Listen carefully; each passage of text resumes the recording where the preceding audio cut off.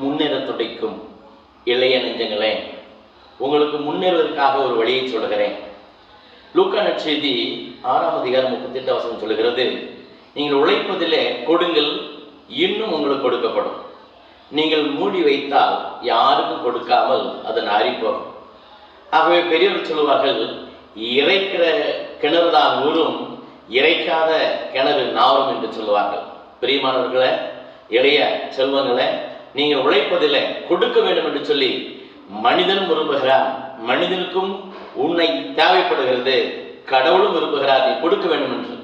அதே இணைச்சட்டம் 16ஆம் அதிகாரம் 14 சொல்லுகிறது, பிரியமான இளைய செல்வங்களே, கடவுளுக்கு முன் வரும்போது, தேவாலயத்துக்கு வரும்போது வெறுங்கையாய் வராதீர்கள். உங்கள் கையில் எதையாவது எடுத்து வந்து கடவுளுக்கு காணிக்க கொடுங்க. அப்பொழுது நீங்கள் திரும்பி போகும் பொழுது நிறைய பெற்றுக்கொண்டு போவீர்கள். ஆகவே இந்த உலகத்தில் வாழும் நாம் எதையும் விதைக்காமல் அறுக்க முடியாது, கொடுக்காமல் வாங்க முடியாது. கடவுள் அதை சொல்லுகிறார், நீங்கள் கொடுங்கள். எந்த அளவையால் அழைப்பீர்களோ அதே அளவையால் உங்களுக்கு அழைக்கப்படும். ஆகவே மனநிறைவோடு தாராளமாய் கொடுப்பவர்கள் தாராளமாய் பெற்றுக்கொள்வார்கள்.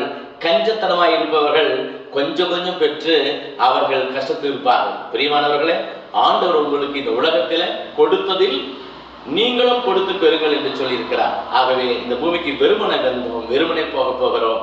இந்த உலகிலே செல்வத்தை பெற்று வாழ வேண்டும் என்றால் நீங்கள் கடவுளுக்கு கொடுங்கள், மனிதருக்கு கொடுங்கள், பெற்றோருக்கு கொடுங்கள், உடன் பிறந்தவர்களுக்கு கொடுங்கள்.